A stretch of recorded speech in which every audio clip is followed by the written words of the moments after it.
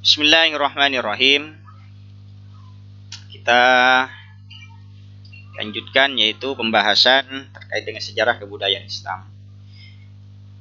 Materi kita hari ini yaitu sebab-sebab peristiwa Fathu Mekkah. Sebagaimana biasanya kompetisi dasar itu memahami peristiwa Fathu Mekkah serta sebab-sebab terjadinya.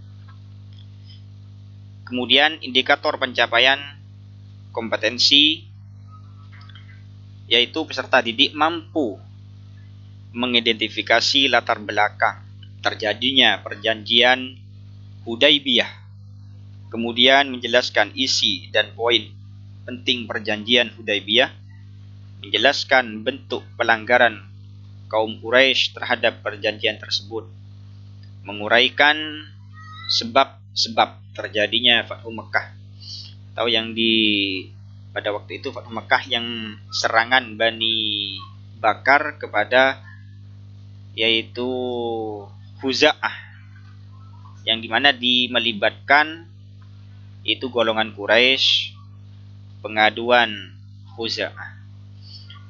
Selanjutnya menganalisis faktor politik, sosial, dan moral yang mendorong Rasulullah melakukan pembebasan Mekkah, menyimpulkan hikmah dan nilai strategis dari peristiwa Fathu Mekkah. Tujuan pembelajaran ini setelah mengikuti pembelajaran peserta didik mampu yaitu menjelaskan perjanjian Hudaybiyah dan poin-poin pentingnya, mengidentifikasi pelanggaran Quraisy dan serangan Bani Bakar kepada Khuza'ah, menganalisis faktor-faktor penyebab terjadinya Fathu Mekkah dari aspek sosial, politik, dan moral, kemudian menguraikan langkah-langkah Rasulullah di dalam menghadapi pengaduan kaum Khuza'ah dan kegagalan Abu Sufyan. Terakhir, menyimpulkan nilai-nilai dan hikmah Fathu Mekkah dalam konteks dakwah. Pertama, materi kita yaitu penyebab terjadinya Fathu Mekkah. Apa saja terjadinya Fathu Mekkah itu? Pertama, pelanggaran perjanjian Hudaybiyah. Pelanggaran perjanjian Hudaybiyah ini, perjanjian Hudaybiyah adalah kesepakatan damai antara kaum muslimin dan Quraisy. Salah satu isinya perjanjian itu, kedua pihak tidak boleh saling menyerang selama 10 tahun. Kemudian suku yang ingin bergabung dengan muslim boleh-boleh saja, dan yang ingin bergabung dengan Quraisy juga diperbolehkan. Itu tidak ada pengekangan di dalam penggabungan dari kedua belah suku. Selanjutnya, namun 2 tahun setelah perjanjian ini, tidak sampai 10 tahun, orang Quraisy melanggar kesepakatan ini yang telah disepakati. Kemudian bentuk pelanggarannya seperti apa? Kita simak, yaitu di situ ada suku Bani Bakar. Suku Bani Bakar ini yaitu sekutu Quraisy yang menyerang Bani Khuza'ah. Bani Khuza'ah ini merupakan suku dari golongan muslim. Quraisy memberikan bantuan senjata dan dukungan kepada Bani Bakar dalam penyerangan tersebut.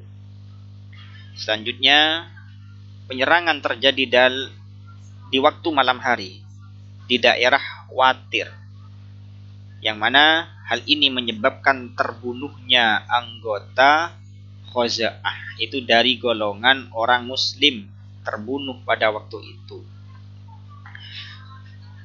Selanjutnya, peristiwa ini secara jelas membatalkan perjanjian Hudaybiyah. Sudah jelas perjanjian ini dilanggar, yaitu oleh orang-orang Bani Bakar dari golongan Quraisy. Karena Quraisy itu ikut campur dalam permusuhan. Di antaranya pula yang melatar belakangi adanya perjanjian Fathu Mekkah ini, pengaduan suku Khuza'ah kepada Rasulullah.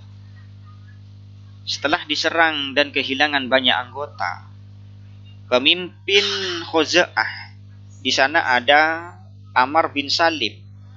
Amr bin Salim ini selaku pimpinan golongan Khuza'ah ini mengadu kepada Rasulullah. Isi aduannya itu seperti apa? Amr bin Salim ini meminta kepada Rasulullah perlindungan dan menuntut agar Nabi menegakkan keadilan, karena mereka adalah sekutu sah kaum muslimin. Selanjutnya Rasulullah pun menjamin perlindungan tersebut dan menyatakan bahwa kezaliman Quraisy tidak boleh dibiarkan begitu saja. Selanjutnya, pengingkaran orang-orang Quraisy dan usaha melakukan perdamaian. Orang Quraisy menyadari bahwa mereka telah melanggar perjanjian. Oleh karena itu mereka mengirim Abu Sufyan ke Mekah untuk memperbaiki hubungan. Namun beberapa hal yang terjadi. Abu Sufyan berusaha meminta Nabi memperbaiki perjanjian, namun ditolak. Ia pun minta bantuan pada Abu Bakar, Umar, dan Ali, tetapi semuanya menolak. Upaya Abu Sufyan gagal total.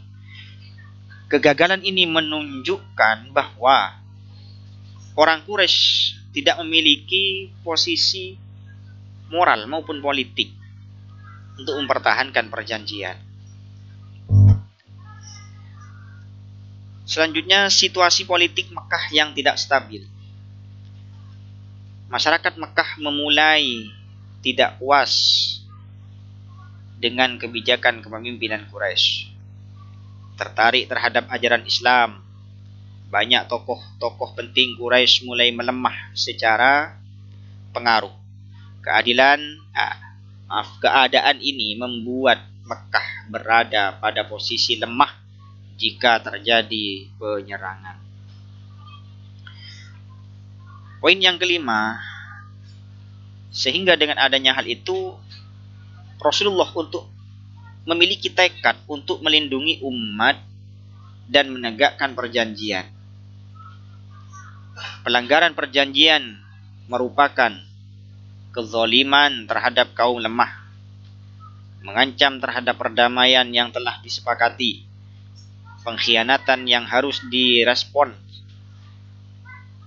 Rasulullah memutuskan untuk memimpin pembebasan Mekah sebagai langkah pertama, menegakkan keadilan, menghentikan kekacauan, pembukaan Mekah sebagai pusat dakwah Islam.